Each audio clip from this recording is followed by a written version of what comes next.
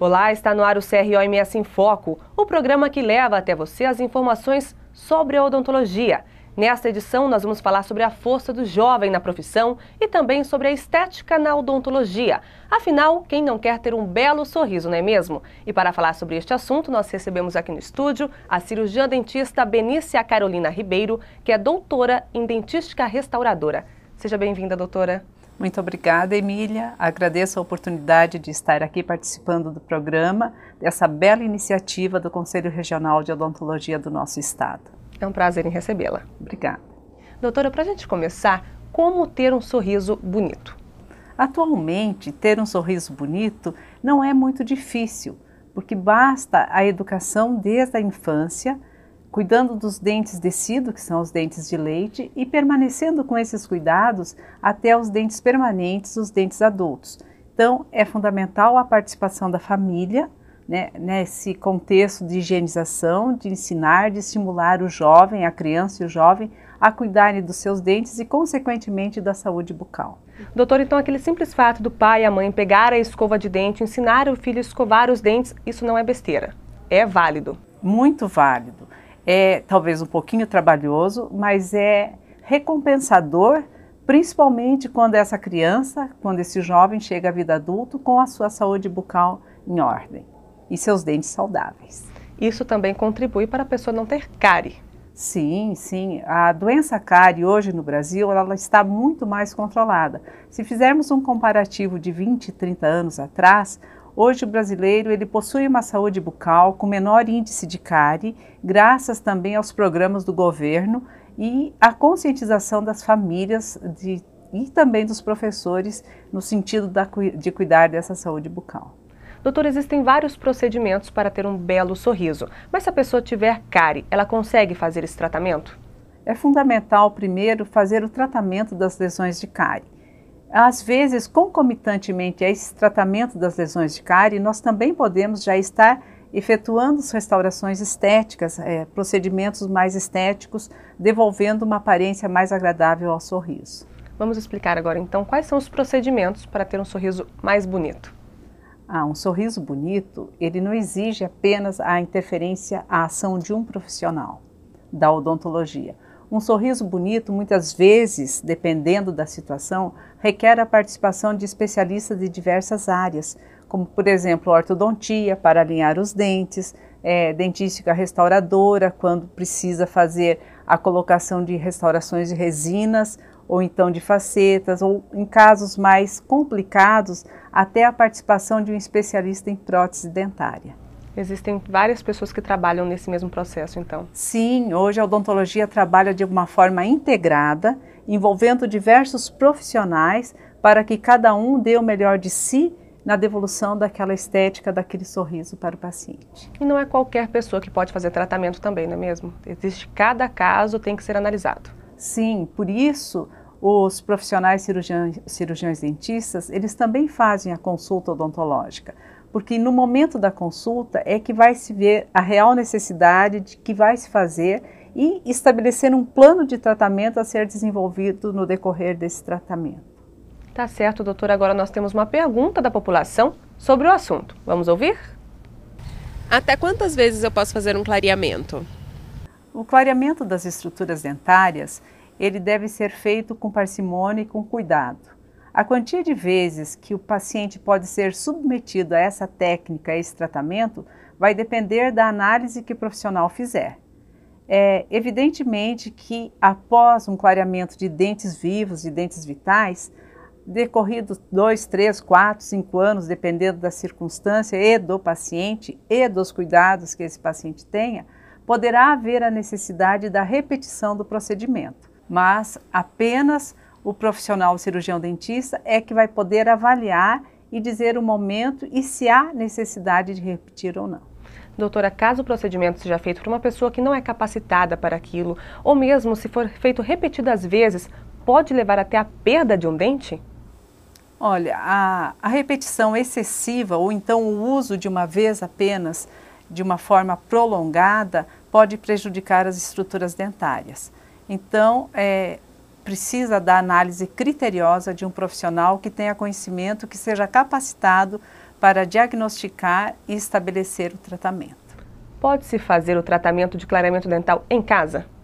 Pode. O tratamento do clareamento dentário em casa pode ser feito sob a supervisão de um profissional, com técnicas com plaquinhas clareadoras, de preferência, mas sempre sob a supervisão de um profissional que vai acompanhar no mínimo uma vez por semana esse paciente. Mas nada daquelas receitas caseiras, tem gente que coloca bicarbonato de sódio na escova de dente, com pasta de dente, nada disso que isso vai prejudicar.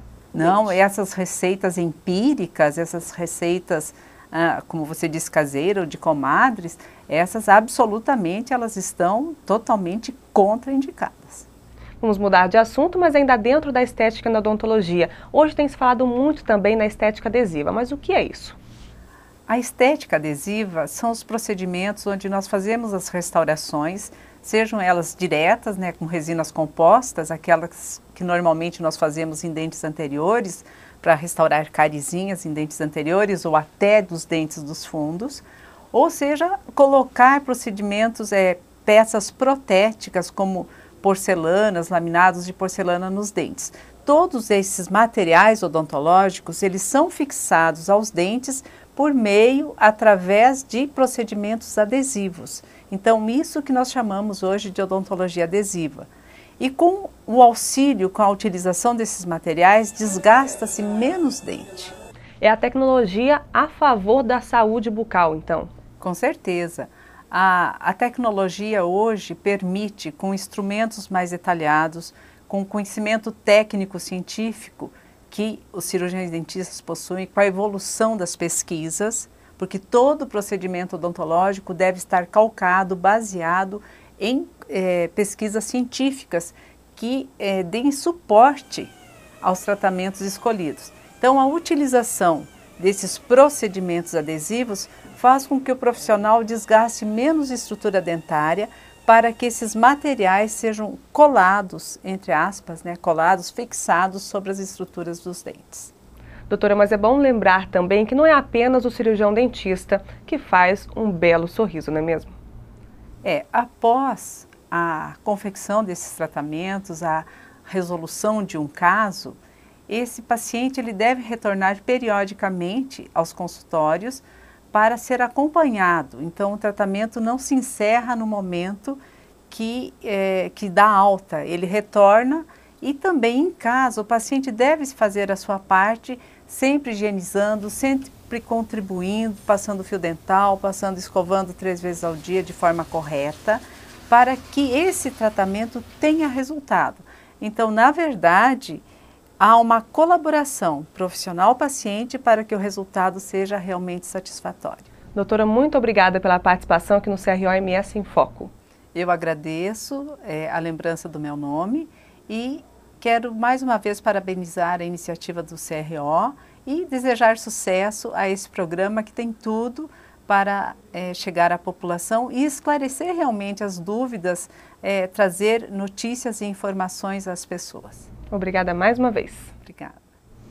Você fica agora com o quadro Ética na Odontologia, sempre com informações sobre o Código de Ética Profissional.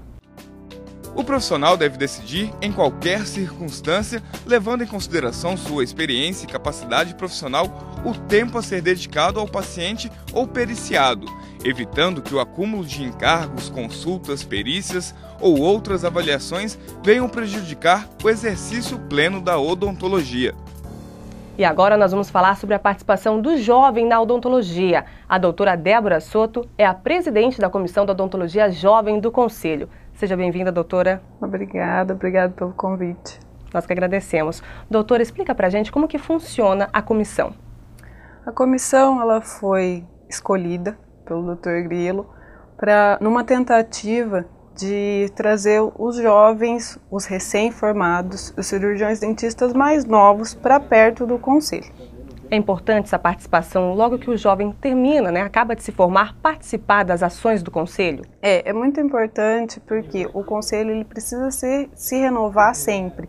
E esses acadêmicos, esses novos cirurgiões dentistas que estão saindo da universidade, eles precisam estar ali junto com o conselho, ajudando em todos os eventos, em todas as ações que o Conselho promove para melhorar a nossa classe, para melhorar a odontologia aqui no estado. E acaba sendo uma troca também, não é mesmo? Os jovens acabam entrando para o Conselho e também o Conselho acaba ajudando o jovem, não é mesmo? Isso, porque o Conselho, ele tem a função de colaborar, ajudar, fiscalizar. E para isso acontecer, a gente precisa da participação de todos, principalmente desses novos cirurgiões dentistas que estão vindo. E doutora, como que funciona? O acadêmico acaba de se formar, né? O doutor sai da faculdade. Qual é a maior dificuldade que ele encontra no meio do caminho? A maior dificuldade já começa na faculdade, porque a gente ouve muito falar que a vida profissional do cirurgião dentista é muito ruim, é muito difícil. E isso está errado, a gente tenta mudar essa percepção. O novo cirurgião dentista, o acadêmico, ele tem que ter a noção de que existe espaço para todo mundo. E o Conselho está aí para isso, para mudar a cabeça desses novos profissionais. É difícil para todas as profissões, não só para o cirurgião dentista, mas todo mundo tem espaço. É só querer, é só trabalhar direitinho. E a comissão também está de portas abertas para receber os novos jovens, né, cirurgiões dentistas, para que entrem também para as ações do Conselho, não é mesmo? A comissão, ela trabalha junto com o Conselho. Nós temos plenárias no Conselho que é aberta ao cirurgião dentista. E o Conselho está sempre de portas abertas para todo mundo que quiser ajudar, que quiser colaborar de alguma forma. Os acadêmicos, eles têm livre acesso, por isso que a Comissão de Odontologia Jovem foi criada para uma tentativa de melhorar esse acesso. Eles têm vergonha ou eles não conhecem os cirurgiões dentistas mais velhos. Nós, mais novos, estamos ali para isso, uma tentativa de trazê-los mais para dentro do Conselho.